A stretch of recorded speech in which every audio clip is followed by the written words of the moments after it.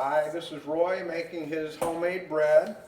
What I've done so far, I have, and it's in a printed form, I've started off, I've set aside 3.5 cups of unbleached white flour, unbleached flour, it's just or regular bread flour. I put 2.5 cups of the flour in my pan.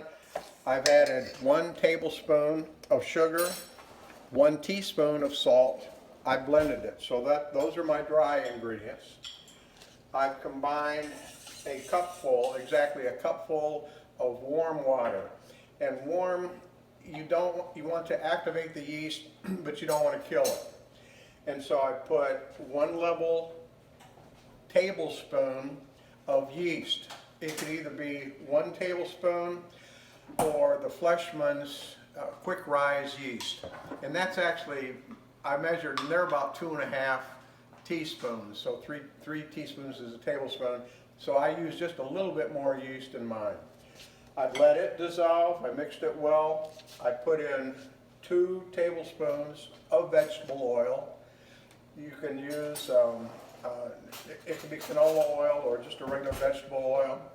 And then I put in 1 beaten egg. So both the yolk and the white. I beat it. I put that in my cup. Then I put it in with my dry mixture. Again, this is only 2.5 cups of flour. So now I'm going to take, I've set aside a half cup of flour. I'm going to put that in. And I'm going to mix this. And when I feel like it's consistent, then I'm going to put it on the floured board to do my kneading. And this is what I've been told really may be the most confusing to a novice, that just measuring the dry liquids and the wet really is not that big of a challenge. So I'm saying I've got my regular flour. I'm putting it on the breadboard. I'm taking my dough, trying to get all of the dough that's in there together. And you can see this is nowhere near as firm as what it's going to be. But this is exactly where it should be at this point. You can see it collapses. So what I'm doing, I have about 1/2 cup of flour on the board. And I should be using close to another 1/2 cup of flour. I may have just a little bit more than 1/2. So again, if I start off with it set aside, it would be 3.5 cups of flour.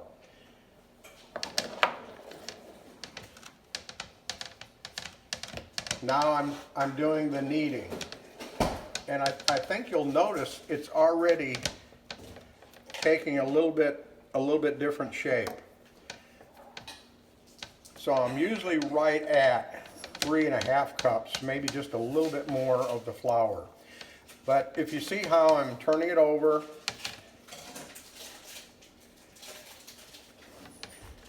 I'm pushing it down and it's absorbing more of my flour.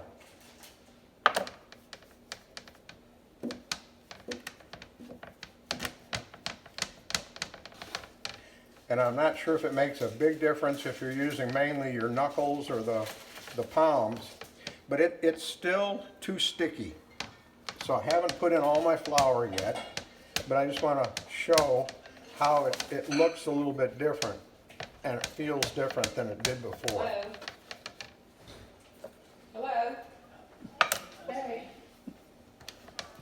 Hang on, let me grab my phone. I'm almost there.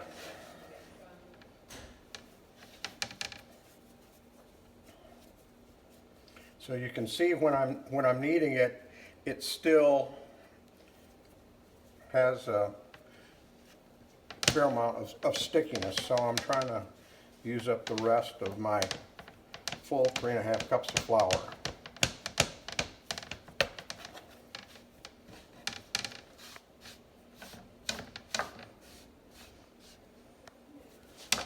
And so I hope I'm taking a lot of the guesswork out by showing you exactly how much flour you should be using. So by the time you use the full 3.5 cups of flour, you're pretty much there.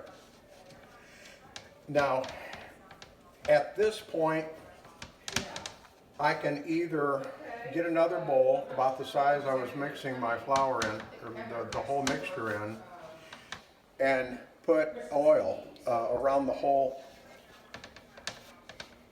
pan. I would put the dough in there and just let it sit in there for an hour.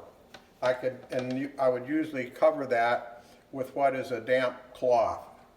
Let it go for like an hour. You want it to double in its size. And then if you're happy that it's risen enough, then I would preheat I would put it in a baking dish. I have a loaf pan, or you could cut it up into smaller pieces like I'm going to do, and let that rise, and then you can put it in a preheated oven of 350 degrees. But what I'm doing is just a little bit different. I just want to show you that I am going to mash the loaf until it's just about the size of this pan. I use a hot air oven. The reason I do that, on bake, it only takes about 12 minutes for it to bake. Now, when I put it in after it's had the full rise, as opposed to the oven, it's normally about 30 minutes. So I just want you to see, I'm putting it rectangular, and I'm going to cut this up into 16 pieces.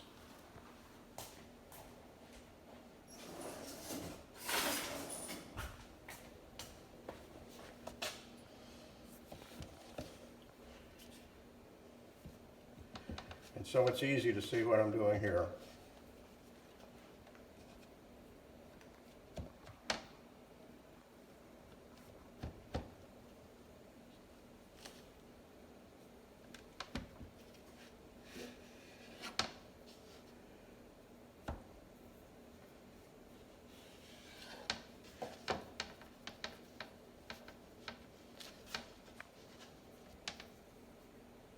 So what I'm going to do is put these on this. I'm not letting these rise the second time.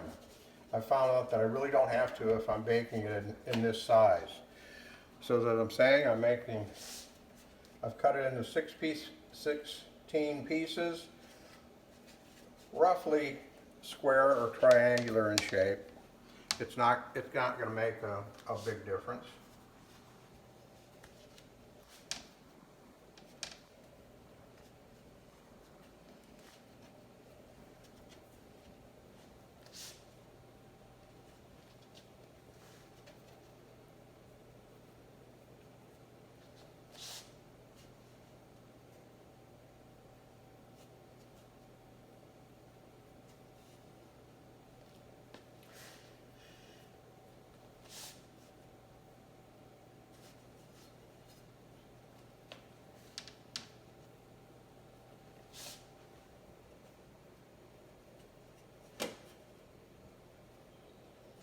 As you can see, I don't have to make them exactly the same shape.